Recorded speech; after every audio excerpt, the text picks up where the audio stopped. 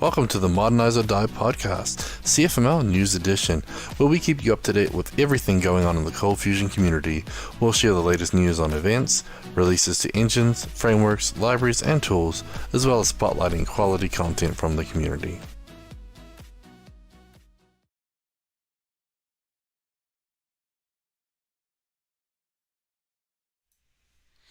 Hello, welcome to the Modernize or Die CFML News Edition podcast for the week of May the 4th. Be with you. Be with you. I am Eric Peterson, and I'm joined here by Mr. Brad Wood. Hey, Brad. You are. I need to rotate myself this direction so I'm looking at you. Otherwise, I'm just staring off into the ether. Well, thank you for joining us for episode 102, and thank you to Order Solutions, who sponsors this podcast, makers of ColdBox, CommandBox, ForgeBox, all your favorite boxes. Box. You can say thank you and give back to Order Solutions in a few different ways. You can like and subscribe these videos on YouTube.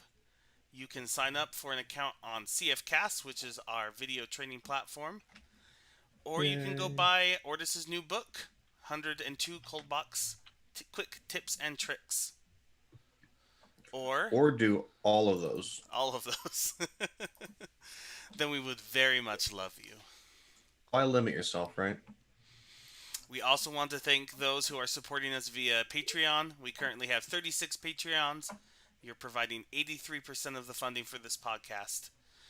If you love our podcast and all that we do at Ordis, please check us out at patreon.com/OrdisSolutions. You can see the different perks you can get at the different levels there. Awesome. And you have no clue how high maintenance I am, so 83% is a lot. 50% of the 83 goes to maintaining Brad's status quo. You wouldn't believe it. All right, well, let's jump into the news. We had a release this last week, or rather you did, Brad. CommandBox 5.3. Did I? Yeah, 5.3. So it was 4 months in development. I don't like having big, long releases, but I always kind of get myself into a bunch of big changes, and I like to let it settle down, and I keep finding the last couple things, and I'm like, I need to release this. Yeah, so 5.3 has a bunch of stuff in it. Before this was the 5.2.1 release. So I have a huge list there in the blog post. I'm feeling you're about to put in the chat that has kind of a high-level release notes, bunch of new features, new features you can use. There's bug fixes. I also have the full release notes on that blog post if you want to look at every single little ticket, lots of little fixes and things. But anyway, there will probably be a 5.3.1 patch release of the next week or so, just to shake out a small handful of little bugs and a couple regressions that manage to always sneak into each major release, no matter how long I ask people to test it for.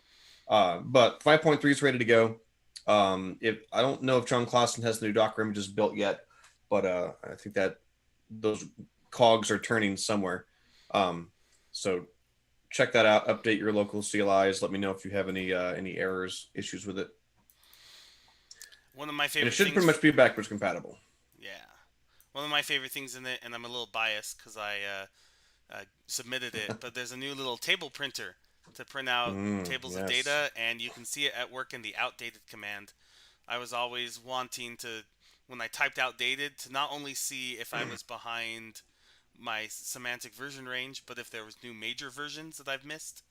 So you got that now in this nice, beautiful table, and you can use that in any of your commands too, built in the command box. Yeah, in fact, the 5.3.1 patch will have a little wrapper command that Scott Steinbeck made, where he wrapped up your table helper in just a little print table command, and you can just pipe JSON into it in pretty much any format, and it'll kind of just massage it one way or another into some sort of tabular format, which is kind of cool. So you can just grab the JSON output from a command, just pipe it into the print table command. But that'll come in the next patch update, and it's just a wrapper around the table helper. So it's funny how much joy we get from the silly little ASCII art things that we do. We'll need some what's new in 5.3 up on CFCasts to go through that, and all the what is it? It's not JQ. That's the Well, JMES formatting. yeah, JMES, JQ. I think JQ is sort of the colloquial name for it, but yeah, I actually have it's open right here on my computer, Eric. I have my running list of all of the screencasts for Command Box, Ooh. and I've been adding to it all of the What's New stuff because I haven't made a What's New series since the 5.0 release. So I have a backlog of features in 5.1, 5.2, and 5.3. I have rows 12 through 28 in this spreadsheet of videos I'd like to make. So Ooh. all I need now is all the time in the world to do that. So subscribe on Patreon if you want Brad to have time to make these videos. Yeah, seriously. Awesome. Well, check it out today. You can upgrade straight from the command line using the upgrade command. I've been using it. It's been great. And yeah, thanks for all your hard work, Brad, and all those who contributed. Mm-hmm. Next up, we have some news about the Adobe Docker images and BinTray. So BinTray was the service that Adobe had been uploading their Docker images to, and they are shutting down. Yeah, it's a JFrog service, and the whole service is going away.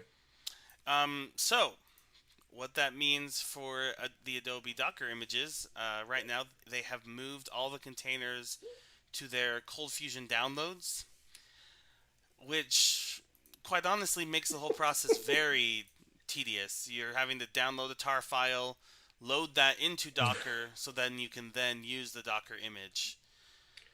Yeah, Um, a lot of people are pretty surprised of why they've done this. From the get-go, I think a lot of people were like, why don't you just put them on Docker Hub, guys? Like, this just seems like the obvious go-to place.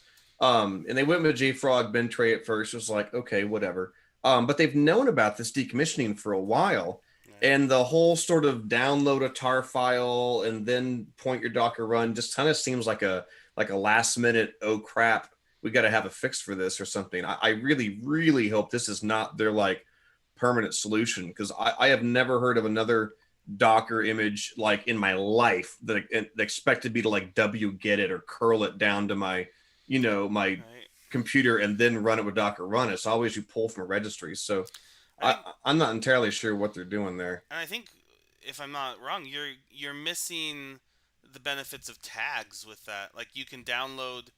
You'll have to manipulate the tar URL that you're trying to get the right tag instead of just using Docker's built-in tag management. So Yeah, I mean, this would be like getting rid of your Git repo and like telling people to download zip files again instead of cloning your source code. But wait, what? download my Um, .patch file.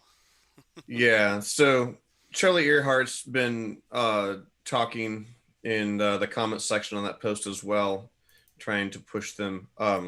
I had also strongly suggested in Slack a week or so ago that they look into using Docker Hub, which seems like it would go without saying. Like that's like sort of like the standard, Right. as far as Docker repositories or registries, rather. If I'm using the wrong right word. But early on, when Adobe was in Docker, at one of the CF summits, I asked some of the Cold Fusion team, like, why didn't you guys use Docker Hub, like like the standard?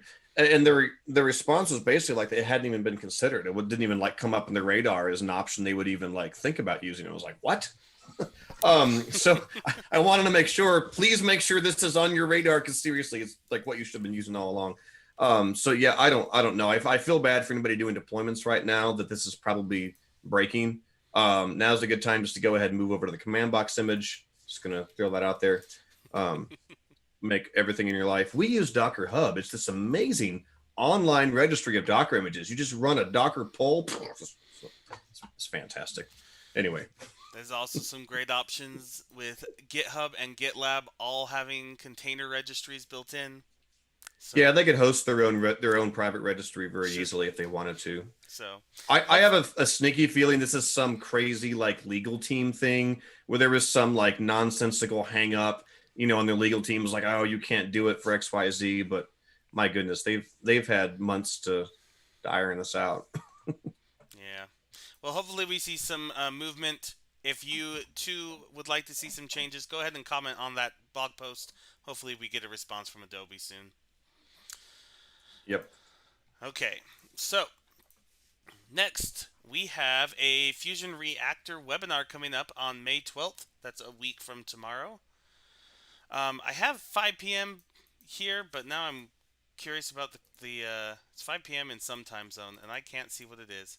Sometime over in Europe. So that would be 8 a.m. Pacific and 10 a.m. Central. This is using about Fusion Reactor, the benefits it has. If you haven't had the chance to play around Fusion Reactor yet, this is the webinar for you to come see all of the different things it can give you. We love Fusion Reactor. It saves us a ton of time and money and gets our applications working quickly. Oh yeah. I Ortis has 3 or 4 clients right now that I've been doing performance stuff with, and I'm surprised. And this is nothing against them, but how often I run across clients that just don't know how to use Fusion Reactor. Maybe they have a license, they got in a trial, but they're just not really familiar with the features. There's a bunch of graphs, so like, what do we do with them? And it's really not that hard, to sit down with them and show them, okay, this is what you can look at. This is what this graph means. This is what this graph means. If your server starts to back up, you want to look here. So if you've got a Fusion Reactor license, or maybe you tested with a trial and you just weren't sure what to make of it, definitely recommend just getting some basic knowledge on how to use Fusion Reactor, because there is a wealth of information. And I think almost every client I've ever dealt with, even if they've used it for years, there was entire features like archive metrics or metrics that they had no idea even existed. So it is a gold mine of functionality. Charlie in the chat has pointed out that this is specifically about their cloud-based solution or SaaS solution. Mm-hmm. So you can, which is a bit different and has some different features from their on-premise solution that you install. So even if you have been using Fusion Reactor, you can take away some stuff from this webinar. Yeah, and I like the cloud stuff because it uses the same agent installed, on the JVM in both cases. But instead of viewing like a local little website for the on-prem, it just pushes the metrics out to the cloud, and it works really well. Awesome. Okay. Next up, we had a price drop. This is nice. It's nice to save money on Adobe's Cold Fusion certification. So it is now only $149 to do their certification course, which has over 50 online videos and then a test at the end that you take. And you get your nice certificate that you're an Adobe certified professional in Cold Fusion. Wonder how low it will have to get before I decide that I'll just do it. Just do what? The certification. I'm not certified. Oh. I'm sorry. I admitted it out loud. I've never done any of the certifications, but it's not because I didn't want to. I just, in the past, when they were a big thing back in Macromedia, I never worked at a company that wanted to, that would they would pay for us to do them, and I've just never done it. You heard it here, folks. Brad is not certified for Cold Fusion. Nope, I don't have the certificate on my wall. Take that for what you will. All right, we have another webinar coming up tomorrow with Adobe and Mr. Luis Mahano, building modern web apps using ContentBox modular CMS. I think I know that guy. Little bit. Luis has been going crazy on ContentBox lately. So there's going to be some fun stuff to see there. Luis when Luis says he's gotten inspired, you know that the caffeine has been flowing. That's right. Luis is in the chat here. Maybe he'll tell us if he's going to give a sneak peek of the headless CMS that module that he's been building in this. So, headless CMS, you say? Why, this sounds like an amazing feature. So, come into that webinar tomorrow. See all the new stuff in ContentBox come in. And I got your sneak peek of the headless CMS right there. Oh, what was that just dropped in the chat? Oh, we just put some API docs there. That's the probably the least flattering way we can show that, but that's okay. maybe subject to change. I don't know. I think Luis whipped those out this morning probably, but hey. So give us your early feedback. There's awesome stuff going on in ContentBox right now. If you haven't taken a look in a while, this is a great chance to jump back into it. That's tomorrow, 12 p.m. Eastern time, and the link will be in the show notes and the chat. There you go. Okay, and on a roll with the Adobe webinar series, they are still in their API creation and management webinar. we have gone through 4 of the 7, and the 5th is on May 12th, which is the same day as the Fusion Reactor one, so I hope they're not at the same time. Because I know which one I'll pick. I'm not going to tell you, though. You can view more information at the link we'll put in the chat, register for the upcoming ones, or view the past recordings, all at that link. And do we know which specific description goes with the one on the 12th? I do not know. April 28th. I'm scrolling down here. April 29th, May.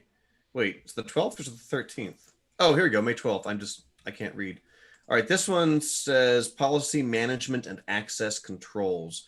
Though the UI is a bit confusing because I can't tell if the description above it is the one that goes with it or if the description below it goes with it because it's got just like equal white space everywhere with no horizontal rules or anything. So take your pick as to which topic, you date, want. time, description is the order. Are you sure it's not description, topic, date, time? Yes. It's just as much white space on either side of it. All right, find out how the API manager can help you manage policies, access controls. Okay, this is the right one. And maintain consistency in your backend services. Also, learn how to utilize policy management and change API behavior through configurations. There you go.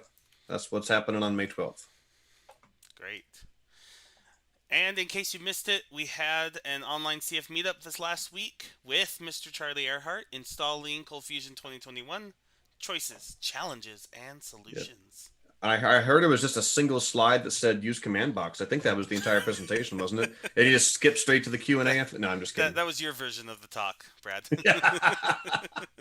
We should do like a spoof series. It's like Brad Wood's version of everything, and it's just like use command box. And you're like, I asked how to make a sandwich. I don't know, just use command box. We can have one of those sites, you know, the ones that's like, is whatever released yet? And it will be like, it will just be the site we give everybody that says use command box. So. You know, at DevNexus a couple years ago, the Oracle booth was brewing coffee with like a Raspberry Pi controller running Java. So if anything's possible, that's all I'm going to say. Alrighty. Well, that takes us through the news right now. Let's jump into some CFCasts updates. We have a new series that launched this week. You might have seen the blog post as well on the Ortus site. But have you seen the video? The video that went along with the preview, yes. It is our object-oriented programming with Nolan Irk. You can access that right now at CFCasts. The first 4 videos are up. It's going to be great going through the basics and the intermediates, if that's how you say that, of object-oriented programming. So these first 4 videos are free. I will need to check if the whole series, like what's the plan there? But at least these first 4 are free, and you can go view them right now on CFCasts. Coming up, you've heard here with Brad, he's got a wish list of videos for what's new in Command Box. Hopefully we will get to see some of those soon. The quick workshop that we did back in March is being edited and will be released, I believe, this month. And I am just wrapping up on the recording for the Logbox 101 series. So lots of great stuff coming your way on CFCasts. Make sure to head over there and subscribe. Okay, Sweet. Let's go talk about conferences. We had one new announcement this week of a conference, and that is for Adobe ColdFusion Developers Week. Nice. June 22nd through 24th online. Yeah, we don't have much details besides the dates. You can register right now. It looks to be free. It is online. Is there a call for speakers, or is it going to be populated entirely by ColdFusion folk? I do not know. I have not seen a call for speakers. They might be inviting speakers instead of asking for proposals, but we will keep you up to date on that. If you didn't hear from them, that means that you're not a speaker. Actually, if you click speakers, it has a list of speakers, though I'm curious if this is just like the previous year's list, because Rackshift is in the list and he no longer works with Adobe, or at least not in ColdFusion. Yeah, and Luis is in the list. They did mention on the site that the speakers on there were previous year speakers. Oh, okay. That makes a bit more sense. Last year's speakers. So we will see who gets invited, if there's a call for speakers. But hey, it's a free ColdFusion event. Who's going to say no to that? Okay, some other conferences coming up that we've talked about. The AWS Summit Online, so Amazon's Web Services, May 12th and 13th, online and free. So if you are one of the many people who uses some of AWS services, did I just do, yeah, some of AWS, you can check out that link and the sessions that they'll have there. I think I just said Amazon Web Services, but that's okay. Amazon AWS Services. That's the full name. Okay. There's some big name conferences that most of you will probably have heard of, that you may be interested in, especially if you do any mobile development, such as Google I/O, WWDC, Microsoft Build. We probably don't need to highlight those too much, as they are much bigger than just our little area of Cold Fusion. But one that we do want to highlight is DockerCon, because we do love us some Docker, as talked about earlier. It is May 27th, free one-day virtual event. Docker is one of those that I could watch just hours of these sessions and still be confused. So I'm glad to still be confused. I'm glad to at least have something to watch. So again, May 27th, free. You can sign up at the link that will be in the show notes and here in the chat. Excellente. Ortis's conference plans, they're still being cooked. So I don't know if you just saw chat. Luis's. Yes. Yeah, Luis is blowing up the chat here. He's upstaging us with his ad hoc announcements. He says, I gotta scroll back up now. There's a big chance ITB may be live in Houston. Ooh. The events are now opening up, and so he's in talks with some of the venues already. So I know we've been playing this by ear. Some of us have been super interested in trying to make it happen in person, but there's just been a giant question mark overhead. So I am super excited at the prospect of being able to actually get out for an in-person conference, and I hope that people are able to travel and willing to travel, since I know that's still a big thing. Right. So we will keep you up to date on all that, all the goings on there. And if that's not enough conferences for you, again, our lovely friends at comps.tech have a listing of all these different conferences, different languages, different frameworks, and things like that you can check out. Much, much more. Much, much more. Okay, let's jump into blogs, tweets, and videos of the week. So we got Ben the Dell up first. GetTickCount precision argument. So GetTickCount is a function that has been in Adobe Cold Fusion and Lucy, Rilo, whatever, for a long time. But I believe that Lucy is the only one that has an argument. Yeah, CFDocs actually doesn't even reflect this. So GetTickCount typically gives you milliseconds back. And CFDocs doesn't show the parameter. I've noticed there, but I never use it. If you go to docs.lucy.org and you look at the docs there, you can see that there's a unit argument, and you can get back nanoseconds, milliseconds, or seconds. And so Ben's post is basically talking about that, which is pretty cool. It's now a goal for me in life to need to get nanoseconds back for some performance optimization. That just sounds like a fun thing. I mean, usually if I'm trying to time something, I just increase the loop. Like if it's like 1 millisecond, I'm like, okay, do it 1,000 times, do it 1,000,000 times. It does make you wonder, at the point that you're getting back potentially nanoseconds, like how much of the time that you're timing is actually like the GetTickCount function itself at that point in time. But that's a good question. Now getting seconds back is like, okay, whatever. If I want seconds back, I just divide it by 1,000. That's what I've always done. Even when I'm on Lucy, I never use that argument to get seconds. I'm always just like GetTickCount /1,000. But well, now if you don't want to remember how many milliseconds in a second, you have this argument. Nice little hidden gem. I also saw a pull request to add this to the CF timer tag as well, to be able to do seconds. It sounds like something Zach would do, because he loves sending some CF timer. That it was a Zach pull request, yes. There you go. Yeah, we need to get a pull request to add this documentation to CFDocs. Right. Because it is not aware of the Lucy specific argument. If any Which of is why you I got good. if any of you are interested, CFDocs is all a JSON file. So it does Mm-hmm. not take um, epic coding skills or Java or anything like that. You just go in, you edit a JSON file. I almost always do it just in the GitHub editor because it's really simple. You can go add in Yeah, this so argument and mark it as Lucy only. if you go to the GetTickCount page on cfdocs.org, there's a little red edit button right there, and you just click on it, and it dumps you into GitHub.com, Foundeo CFDocs, and there's the JSON document that describes everything about this tag. And I assume Pete probably has a guide somewhere that says what all the possible things are, but you can just edit it right here, submit your pull request, and then you'll show up on the leaderboard on CFDocs, which shows who has sent the most number of pulls. Back in the early days of CFDocs, the company I worked at, we'd do on Friday, we'd all do like a function that wasn't quite up to date documentation wise or didn't have examples, and we'd all send one in.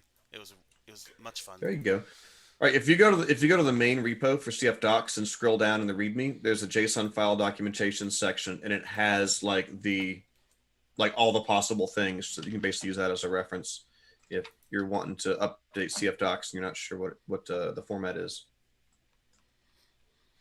There you go. End plug for CFDocs. Okay, next article we have was one from Adam Cameron. How TDD and automated testing helped me solve an Nginx configuration problem I had created for myself. Isn't that the definition of most of our problems? We create them for ourselves.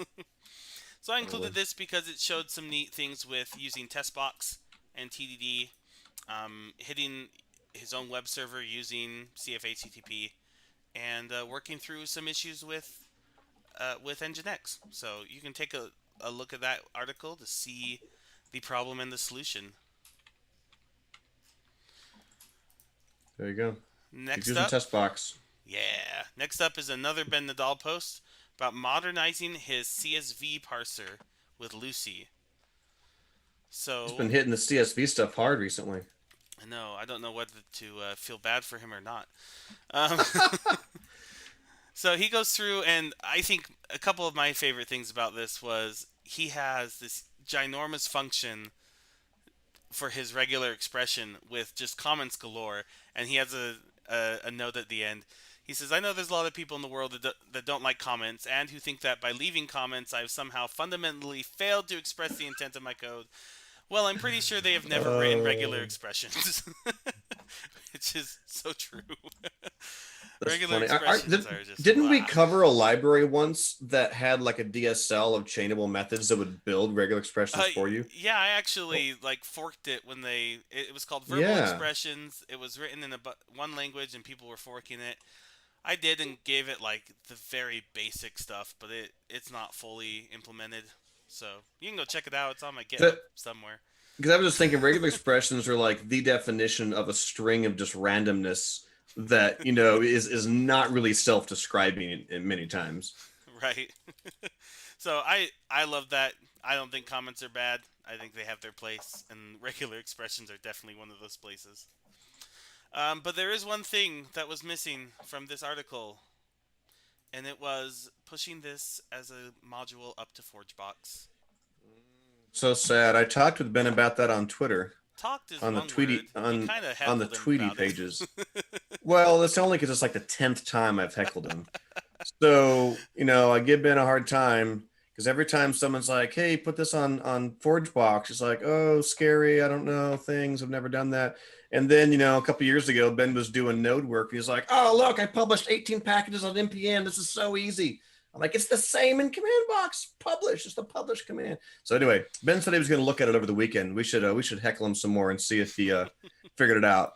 I told him it's literally 2 commands to publish it: package init, publish. I mean that's it. I mean you'd have a ForgeBox account obviously, but that's like a one-time thing. So once we get him hooked, first one's free, then I'm sure he'll be publishing everything.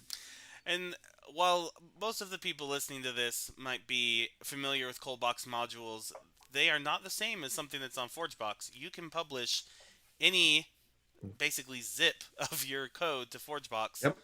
and people can install it. So there's not any work you Yeah. have to do to make it hook up to ColdBox. Now, I might come in and submit a pull request for that because I like my life easy.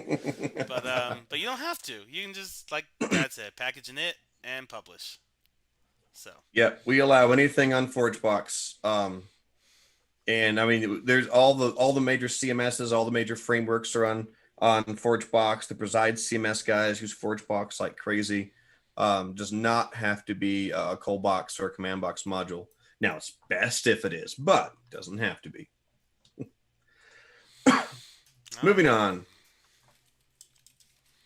So Luis, in his caffeine fueled fit of development rage, has also been going crazy with the scheduled tasks feature, and this is all part of the asynchronous concurrent based libraries that came out in the latest big ColdBox update. But the really cool thing about this is the async manager utilities are also included in the standalone Wirebox, Logbox, and Cachebox libraries, which is exactly why CommandBox 5.3 has the async manager baked in, because it came in the back door via Wirebox. So Vilde Bruin has a pretty cool blog post.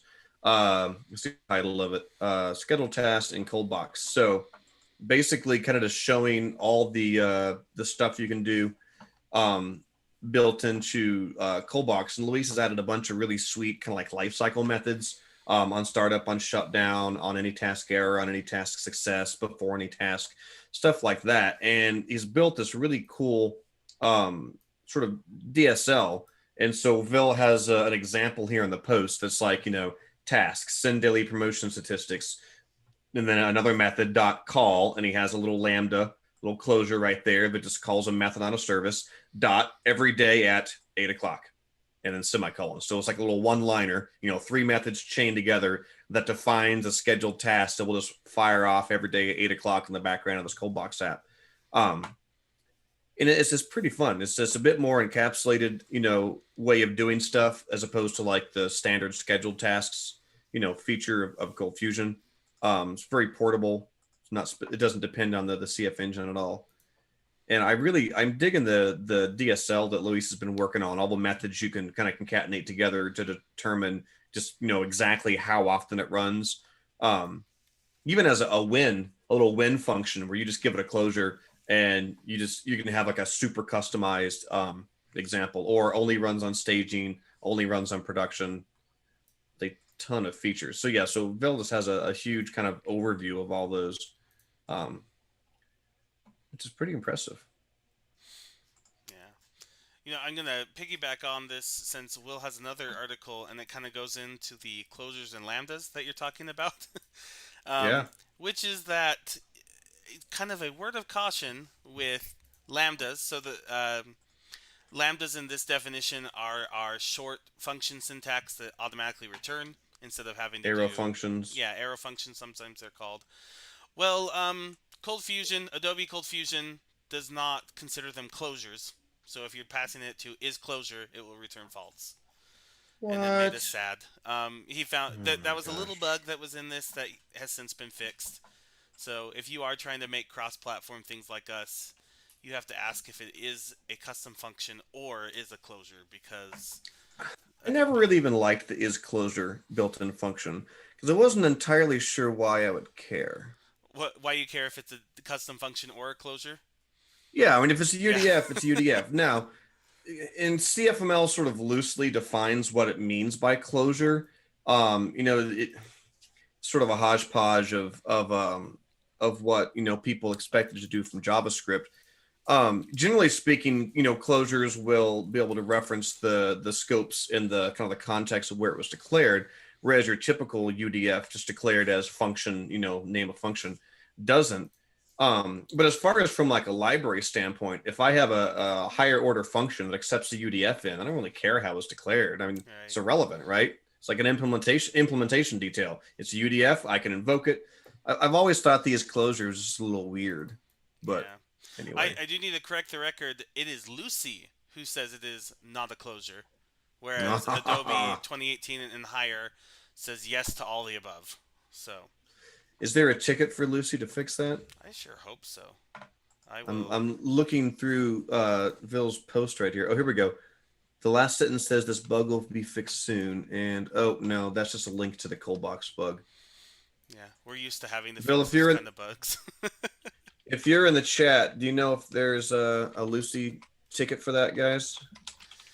I feel like you're going to get the argument that technically it is not a closure, and so ticket closed. Well, and that goes back to the vague definition of what makes something a closure in Cold Fusion.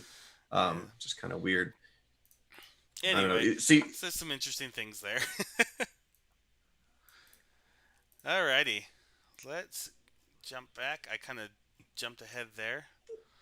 I lost my spot. Here we go. All right, another Ben Nadal post about it. This is part 14 in his email DSL, and it's a small update. It looks like he was needing to exclude some of the built-in tags that didn't report that they were built-in tags. My understanding of custom tags is admittedly pretty shallow. So things like CF save content, CF timer, they don't have tag data, and so he had to ignore them when he was getting the base tag list. Otherwise, there would be problems. So yeah, pretty small. If you are still following along, I know he said he's now using it in their work there at InVision. Maybe we'll get a ForgeBox module for this as well. So. Come on, Ben. Everything on ForgeBox. Go, go, go. Cool. All right. So was this an actual bug, or was it just the way he was using it? I remember seeing this post. I could not tell you. I don't think I understand custom tags well enough to answer that.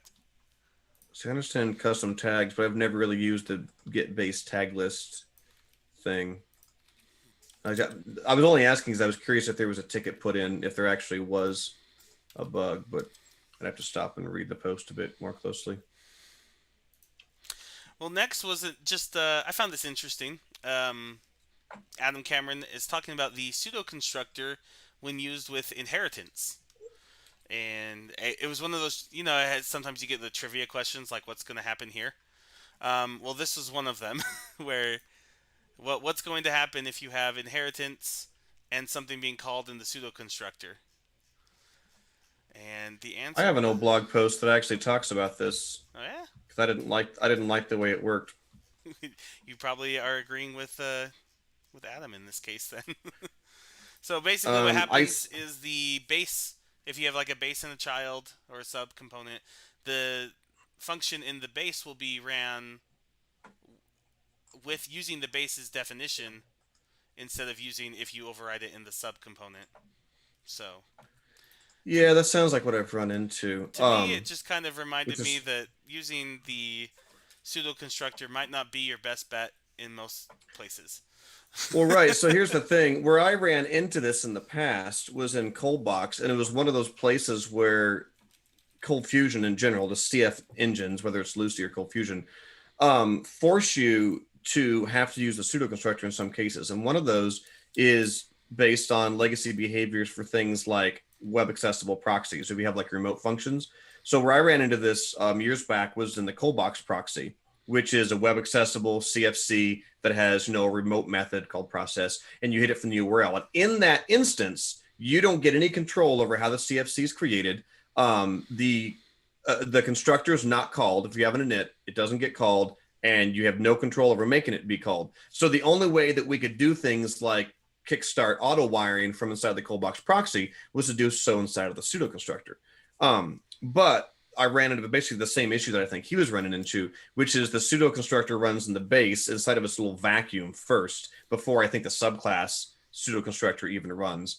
And there were even some idiosyncrasies where if you called like get metadata this inside of the pseudo constructor, and you've got the name, it would show up as the base class name. But if you did the same thing inside of the init, it would show up as the subclass name. And I mean, the explanation made sense that I got from Misha at the time. which was that the base pseudo constructor runs its own little vacuum first. But it's really annoying and stupid.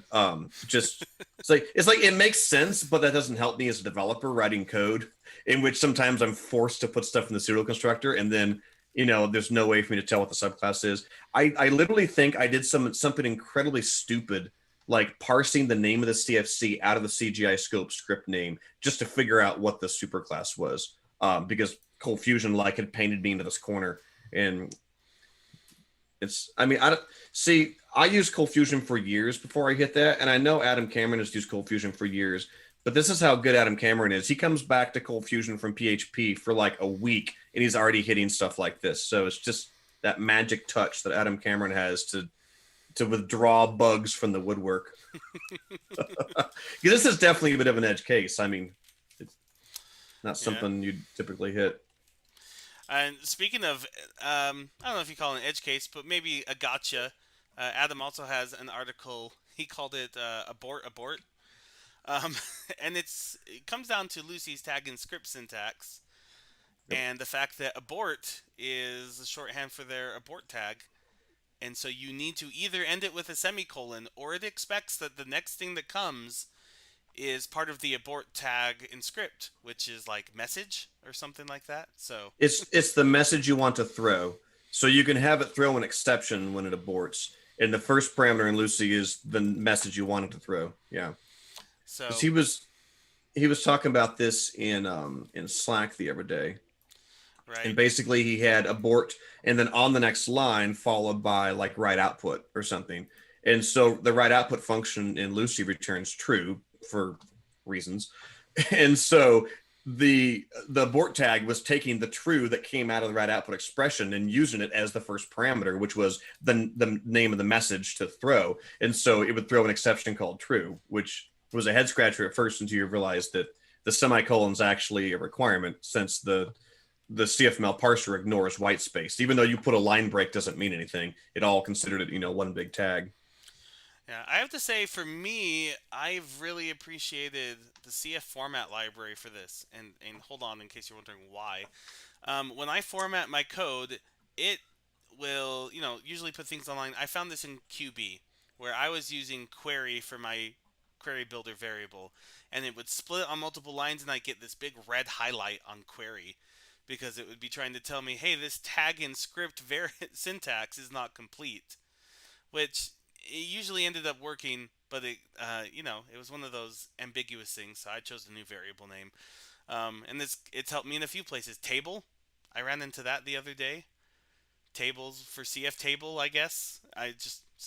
Things I didn't realize were tag in script. Just kind of odd. Yeah, I mean, I get how consistent standardized formatting can make it so when you look at the code, you recognize, that next expression being part of the tag, not just a random, expression down a few lines.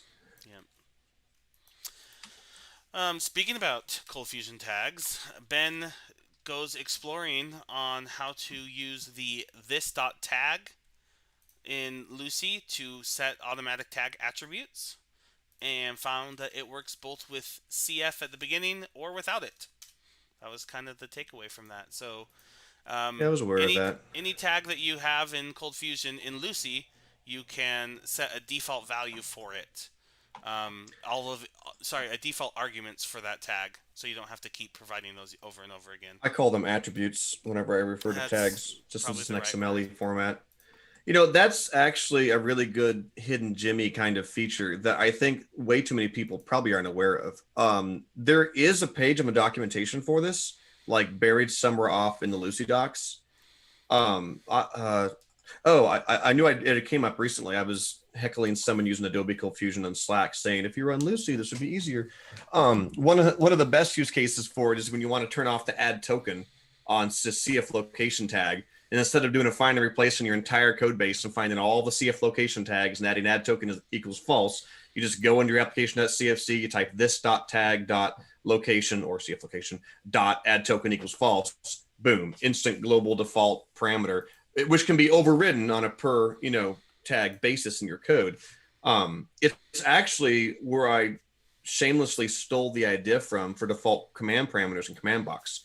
I ripped the exact same idea off in command box. You do config set command dot defaults dot rm dot delete equals true, right? And now, or no, not delete, force. So, every time you run an rm my file in command box, the force, parameters automatically set to true. I ripped that right off of Lucy, but a lot of people don't even think about that feature. It's super handy. It's one of those little, like, just, oh my gosh, that makes so much sense. And you're like, why doesn't Adobe copy stuff like this? Little things that developers are like, yes, my life is now so much easier. Rilo implemented this years ago, and I wish Adobe would look for more ideas over in the Lucy camp when it comes to those. Anyway. Okay, well, that brings us to the end of our blogs, tweets, and videos of the week, and takes us into Find a Job. So, over on our wonderful GetCFMLJobs.com website, it looks like there was quite a few new jobs this week, but I believe there's only 2. There's about a page, basically, of a remote developer position with Bears Dev, which is looking for it's a fast-growing company in Latin America, according to their own job ad. Looking for Cold Fusion senior developers. So I think they're looking for multiple, not just one, and that's why it's posted all over the place. It is remote. And there's also one more position, a Cold Fusion developer at Gold Coast QLD in Australia. I don't know why I said it like that, but in Australia. So you can check those 2 out. I might. Or any of the other jobs on getcfmljobs.com. All right, let's go into our ForgeBox module of the week. And I cheated on this one, and you can laugh at my pun in a minute, because I'm going to talk about the Quick and QB cheat sheets.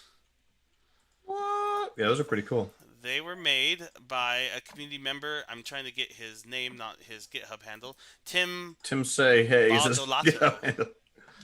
Yeah. And so he reached out actually on the Slack and said, are there any cheat sheets for Quick or QB, 2 of our previous ForgeBox modules of the week? And we said, no, not really. There's the docs and that's it. And so he went out and made some. So let's see. Can I do my screen local? Yeah, I think I replied to him first and said, yeah, we're all waiting on you to make it. Can you let us know when you'll have that done? And he did. He did. And God bless him. Here is a GitHub Pages site he made. You can go ahead and fork and contribute to them. But clicking in, you just get some quick examples, some tags up here that you can jump into. So if you're not needing the full Quick and QB docs, you're not needing to learn how it works from scratch, you just need to remember, what's that method name, or how do I pass that through? This is a great way to do that. So that was my cheat, was to show the cheat sheets. Wah, wah. Everybody laughs at my puns. Okay.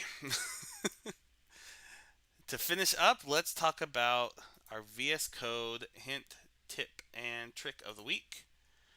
This week, it is a extension called Thunder Client. I'll go and Thunder Client. Sounds like a 1980s cartoon show. Yeah, so Thunder Client, basically, I think of it as Postman inside VS Code. So if you use Postman or another tool to test your REST APIs, this gives you that same interface inside VS Code where you can do new requests. You can even save collections of them, again, like Postman, send them off and get the JSON right over in your browser. There's tests as well. So it could be nice if you don't want to switch back and forth between VS Code, Postman. I'd be hoping that all their collection stuff is saved as files. That's one thing I've been disappointed with in Postman, is they're definitely pushing for use their paid subscription, whatever, and then everything works nice. And so, interesting. So yeah, check this out. This is Thunder Client in VS Code, and you can do your REST calls straight from there. Pretty cool. So, is it just like ad hoc where you have to provide the endpoint and everything, or does it somehow introspect your code and come up with all the possible endpoints you can test? I have not seen anything that that introspects your code. No. So you can import and export things. You can import Postman files, it says, so that could be fun for moving over. Yeah, so check it out. Let us know what you think about that one as well. We have reached our favorite part of the podcast, where we thank all of our wonderful Patreon supporters. Just a reminder that you can go to patreon.com/OrdisSolutions to sign up. Those signing up at the bronze package and up get access to special perks like a ForgeBox Pro and a CFCast subscription. You get access to our private forum on the community website and get a nice badge to show everybody that you are a supporter of us on Patreon. And with that, Brad, can you take us through the list of these wonderful people? I can take you through the list of some of these wonderful people. Just chatting here in the YouTube chat. Okay, so big thanks to our Patreon supporters: Don Bellamy, Eric Hoffman, David Bellinger, Gary Knight, Giancarlo Gomez, Jonathan Perret, Mario Rodriguez, Jeffrey McGee from Sunstar Media, John Wilson from Synaptrix, Yurgish Mathur, Joseph Lamry, Ben Dedell, Brett DeLine, Carl von Stetten, Charlie Earhart, Dan Carr, Daniel Garcia, Dior Lesnicki, Edgardo Cabezas, Jan Yannick, Jason Deiger, Jeff McLean, Jeremy Adams, Jonas Erickson, Jordan Clark. I used to be able to do this all in one breath, but not anymore. Kai Koenig, Laxma, I'm never even going to travel last name. Ends with a T. Leon Ceramelis, Matthew Darby, Matthew Clemente, Mingo Hagen, Patrick Flynn, Ross Phillips, Scott Steinbeck, Stephanie Monge, Stephen Klotz, and ding, ding, ding, ding, ding, Velo de Bruin. There we go. Full list of Patreon supporters, current as of 5 minutes ago. Now needing 2 breaths to get through. At least. We love that problem. So awesome. Thanks so much for joining us today for our podcast, and we will catch you next week.